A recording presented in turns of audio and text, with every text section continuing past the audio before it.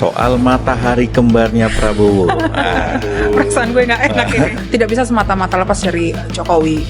Ya, masih cawe-cawe lah ya. Betul. Jokowi ini di pemerintahan Prabowo ya. Jokowi lagi orang korengan aja Jokowi yang salah gitu ya. Saya heran gitu loh. Saya bukan mau bela Jokowi, tapi kalau semua masalah kayaknya ditimpahin dengan Jokowi, kok kayaknya Jokowi ini kayak sampah gitu loh.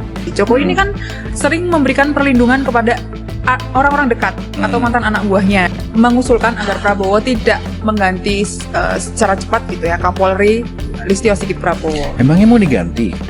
Ya tentu saja ada rencana pergantian.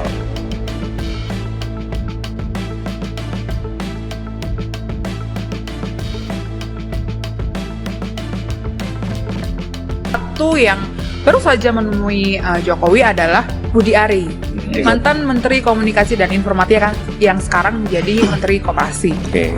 Apa sebenarnya isi pertemuan Budi Ari dan Jokowi di Solo?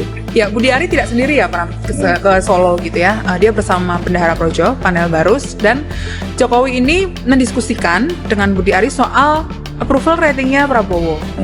Yang belakangan Litbang Kompas mengeluarkan approval rating 80,9%.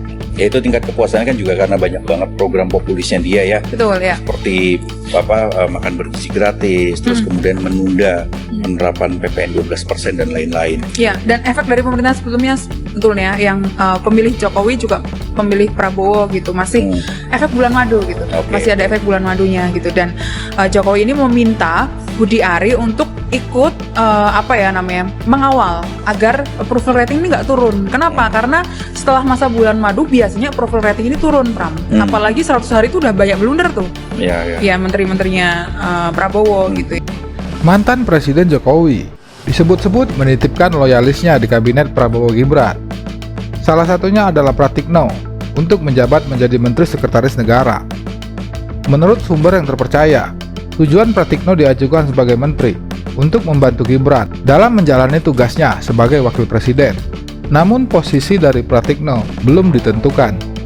Selain itu, Pram, Jokowi itu juga bertanya soal program-program koperasi yang ada di Kementerian Koperasi gitu, dan juga memberikan masukan. Misalnya koperasi diminta untuk mengelola komoditas lokal gitu. Salah satu yang dibahas Jokowi dengan Budi Ari waktu itu adalah rumput laut di NTP.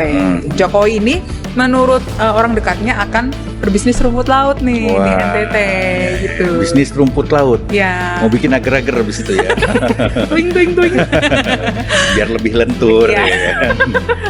Oke, tapi gue dapat info juga nih bahwa sebenarnya ada pembicaraan lain di situ.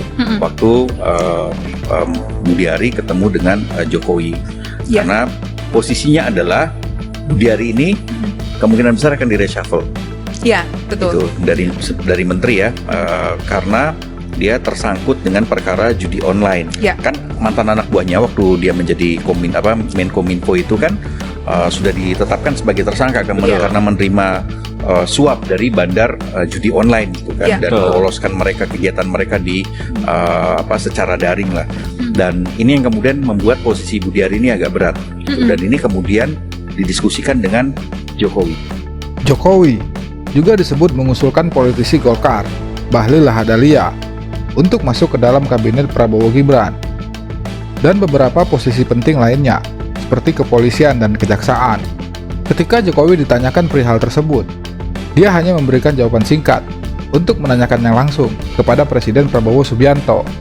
Ada salah satu koleganya Budi Ari yang juga cerita sebetulnya dia memberikan masukan kepada Budi Ari di tengah isu reshuffle itu ya, Pram ya, bahwa si koleganya itu memberikan masukan agar Budi Ari bertemu dengan Jokowi. Jokowi ini kan sering memberikan perlindungan kepada orang-orang dekat atau mantan anak buahnya gitu kan, untuk bicara langsung atau memotong langsung ke Prabowo. Ya ini kan dan juga pernah terjadi ya waktu itu ya, waktu dia melindungi Setia Novanto ya. Betul. Jadi kan sudah ada pengakuan ya dari Ketua KPK Agus Raharjo waktu itu.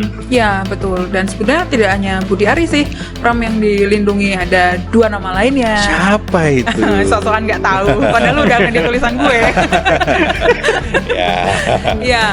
Jangan buka rahasia lah, Ca. Ya, jadi ada lebih dari 3 narasumber kita ya di sekitar Koalisi Indonesia Maju itu yang cerita bahwa Jokowi itu mengusulkan agar Prabowo tidak mengganti secara cepat gitu ya Kapolri Listio Sigit Prabowo. Emangnya mau diganti?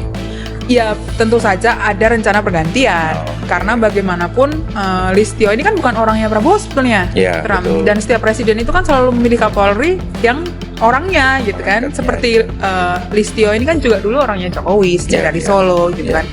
Nah menurut informasi yang kita peroleh itu Jokowi memberikan masukan supaya paling tidak setahun jangan diganti dulu lah Kapolri ini.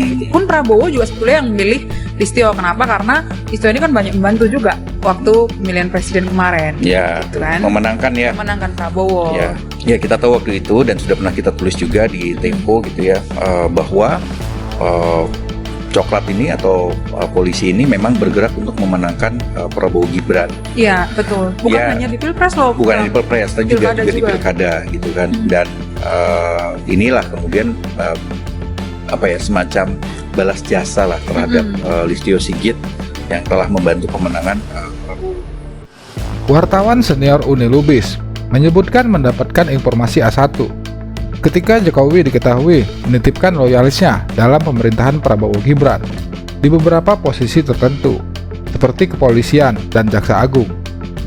Jokowi disinyalir menitipkan 4 orang loyalisnya. Ada Bahlil Lahadalia, kedua ada Kapolri, ketiga Jaksa Agung, keempat Mek Pratikno. Namun sekarang semua cawe-cawe itu mungkin bisa kita konfirmasi dengan susunan dari kabinet Prabowo yang sekarang. Dan tentu saja tidak ada makan siang yang gratis di dalam dunia perpolitikan.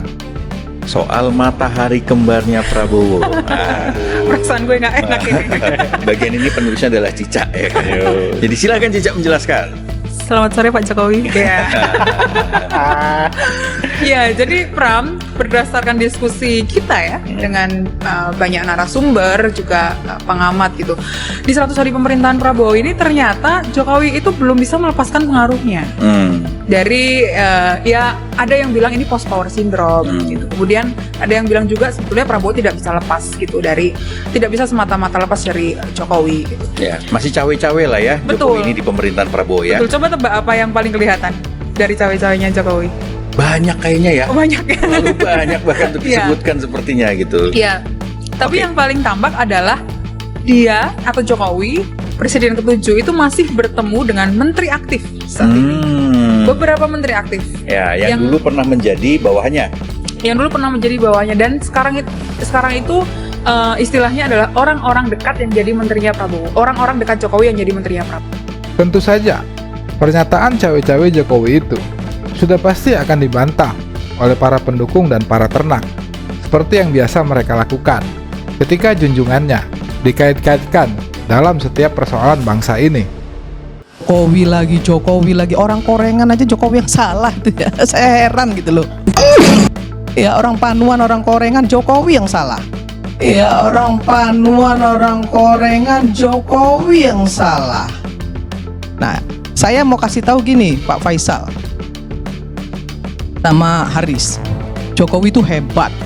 Saya agak-agak risih sebenarnya ya kalau bicara soal Jokowi itu seolah-olah Jokowi itu virus yang harus dihabisin gitu. Iya, saya heran gitu ya. Harus diingat juga bahwa Prabowo menang tuh karena dia belajar dari Jokowi. Prabowo menang itu karena didukung Jokowi. Kalau nggak didukung Jokowi nggak menang. Itu diakui sendiri oleh Pak Prabowo. Tapi bukan berarti kemudian Pak Prabowo itu jadi bonekanya Pak Jokowi. Jangan dihina lah Pak Prabowo.